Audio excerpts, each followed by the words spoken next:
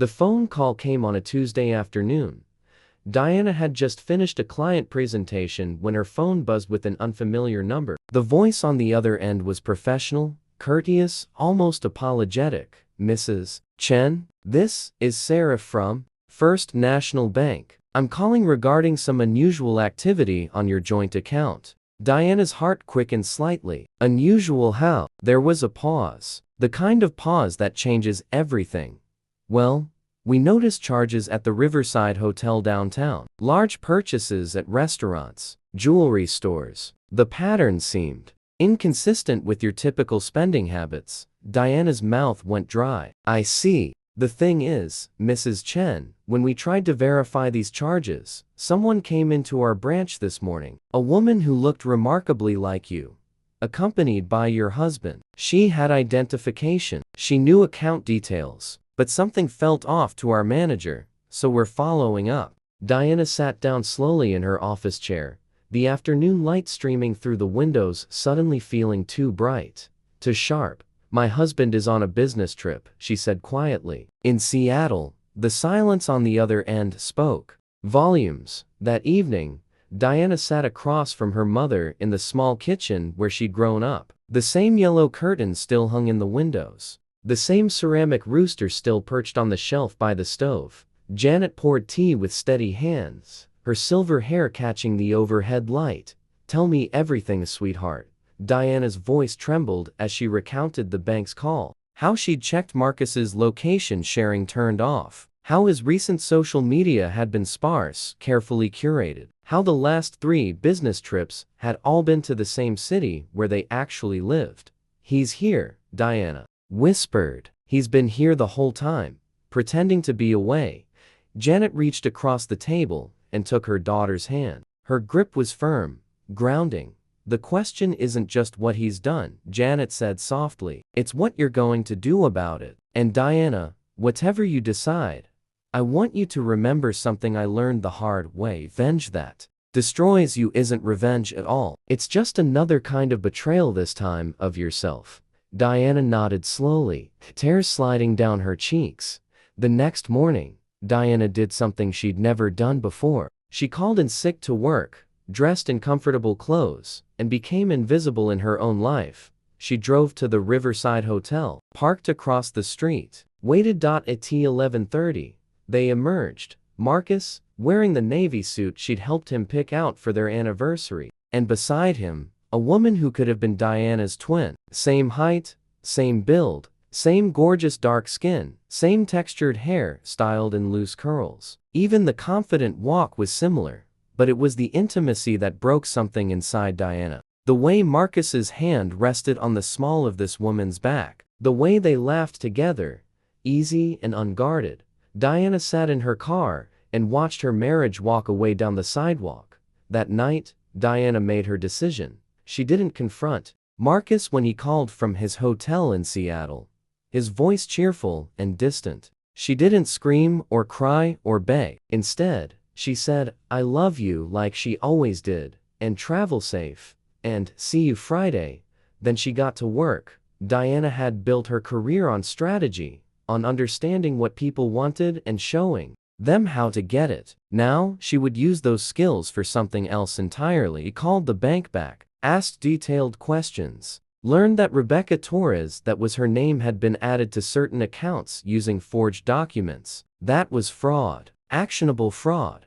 She contacted a lawyer Janet recommended, a woman named Patricia who specialized in cases like these, and who listened with compassionate but shrewd attention. "Document everything," Patricia advised. "Don't tip your hand. Let him think everything is normal."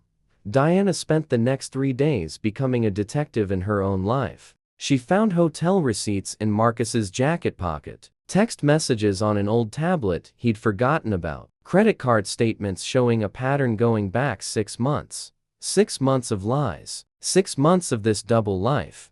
But here's what surprised Diana most. Underneath the hurt, underneath the betrayal, she found something unexpected. Clarity. For months, maybe years, she'd felt Marcus pulling away. She'd blamed herself, worked harder to be understanding when he was stressed, more accommodating when he needed space. Now, she understood. The problem wasn't her. It never had been. Friday evening, Marcus came home with flowers and a guilty smile. "Missed you, babe," he said, kissing her cheek. Diana smiled back. "Missed you too. How was Seattle?" "Exhausting. These clients are demanding." They ate dinner like normal, watched a movie like normal, went to bed like normal, and all the while, Diana felt like she was watching actors in a play, going through motions that no longer had meaning. Saturday morning, Diana suggested brunch at their favorite cafe. Marcus agreed easily, relieved perhaps, that she seemed so unchanged, so trusting.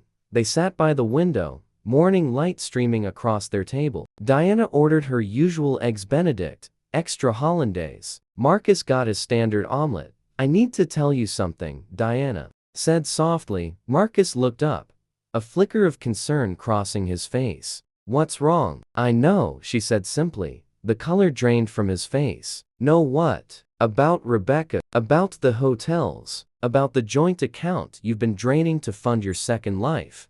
Marcus opened his mouth, closed it, opened it again. The panic in his eyes was real, raw. "Diana, I can explain." She held up her hand. "I don't need explanations. I need you to listen." He fell silent, trapped in the moment.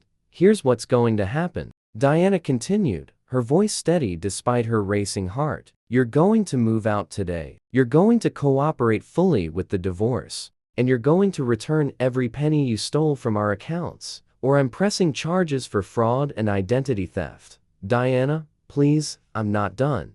Her voice didn't rise, but it carried weight now. "Authority. I'm also going to make sure everyone at your company knows exactly who you are. Not to ruin you, Marcus, but because Rebecca deserves to know she's not the only one. And because your colleagues deserve to know they're working with someone who lies as easily as breathing." Tears streamed down Marcus's face now. "I'm sorry. I'm so sorry. I don't know what happened. I love you, Diana. I do." Diana felt her own tears coming, but she blinked them back. "You know what's sad. I think you do love me, in your way. But you love yourself more. You love excitement more. And somewhere along the line, you decided I wasn't enough. But instead of being honest, you chose betrayal." She stood up, leaving money on the table for her untouched meal. "I deserve better than this," she said quietly. "I deserve someone who chooses me every day, not someone who keeps me as a backup plan while he shops for something he thinks is better." The months that followed were hard. There were nights Diana cried herself to sleep, mourning not just Marcus, but the future they'd planned together, the children they'd talked about, the house they'd been saving for. But there were also moments of unexpected grace.